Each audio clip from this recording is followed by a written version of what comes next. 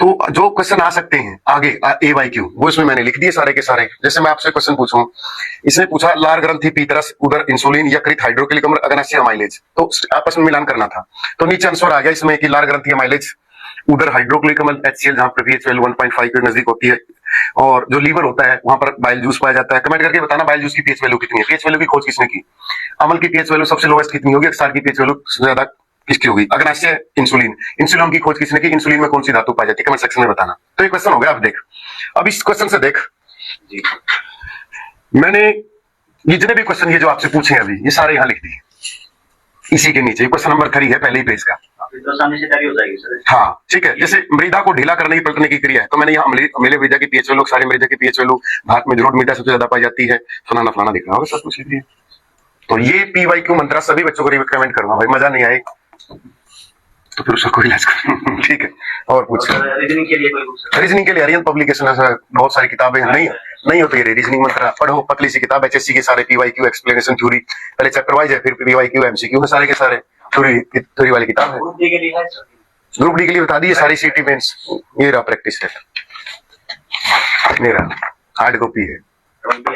हाँ इसमें तो पता नहीं, 20 मॉक टेस्ट शायद 21 भी हो, एक आधा फालतू देगा बेटा। ये ग्रुप डी के हो गए। और जिसको हरियाणा जी के रातों रात पढ़ेंगे ना, मतलब जिसका पेपर हो, जैसे HPSC प्रोफेसर का आ गया या टेक्निकल है, हरियाणा जी के लिए कुछ नहीं लेना, ये लेना बस है डिटेल नोट्स में बर्बाद है। और गारंटी नहीं है भाई, हम गारंटी वर्ड यूज नहीं करते। कंटेंट अच्छा मिलेगा, रेलिवेंसी के साथ मिलेगा। हो सकता है इसमें से एक भी क्वेश्चन ना आए, झूठ बोल दें, बट रेलिवेंसी के साथ जरूर मिलेगा कि आपने जो उसमें पूछा होगा इसमें रेलिवेंट चीजें जरूर मिलेंगी। तो ये टेक्निकल वालों के लिए है, मतलब बैच नंबर 26 को बहुत अच्छे से पढ़ाया था, उसके क्लास नोट्स तैयार कर रखे हैं, ये उसके लिए है। ठीक है, हरियाणा दूरदर्शन का एक ये तो निचोड़ है ही भाई। ठीक है, हरियाणा दूरदर्शन सभी बुक स्टोर पर उपलब्ध रहेगी। ये chapter wise theory, MCQ, PYQ, ये डबल करके किताब पढ़ने में मजा आए तो ये है। ठीक है, बैच ये किताबें ले लो। अगर कोई बच्चा सेल्फ स्टडी का मादा रखता है, इन किताबों में से खुद के नोट्स बनाओ, इन्हीं से MCQ करो, इन्हीं से PYQ करो, यूट्यूब पे जो डेली क्लासेस होते हैं वो क्लासेस लगाओ। 6 महीने दे दो, 6 महीने के अंदर सरकारी नौकरी पक्की है। मैं ये नहीं कहता कि ये किताबें इनसे ये जो सब्जेक्ट है इनकी कोई भी किताब आपके पास हो, टेलीग्राम ज्वाइन करो, वहां पर खूब सारे मॉक टेस्ट देता हूं, और यूट्यूब की क्लास रेगुलर लगाओ 6 महीने। अगर आप 30 पे हो तो 80 पे ले जाने की हमारी गारंटी है। इन्हीं किताबों, आपके पास जो भी किताब होगी वो हमारे पास ऑलरेडी है। ठीक है, उस साइड कर दे थोड़ा सा कैमरा। ठीक है, तो वो सारी किताबें रखी हुई हैं।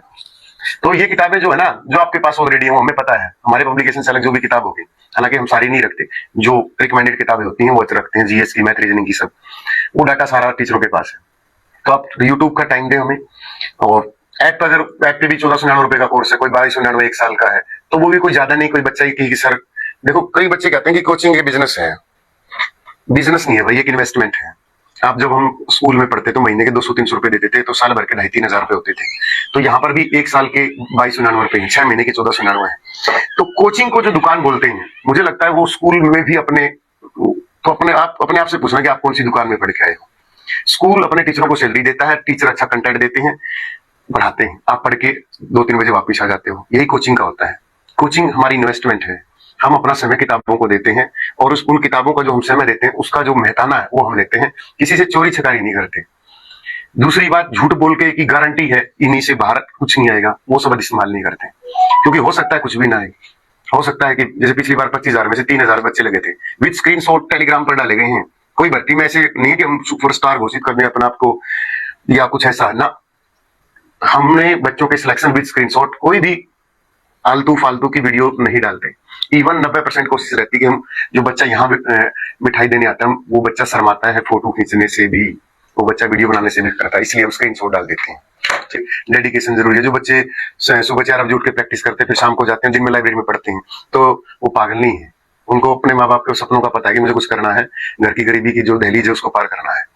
ठीक है ना। बस HSC से निवेदन है कि बच्चों को कैलेंडर जारी कर दे, JBT का रिजल्ट निकाल दे, मेवात कैडर का, और CT मेंस की डेट दे दे, हरियाणा पुलिस फिजिकल की डेट दे दे, ताकि रैंडम एक बच्चे का रिदम बन जाए और वो पढ़ाई शुरू कर दे। क्योंकि बहुत सर चेयरमैन सर बहुत तंग है।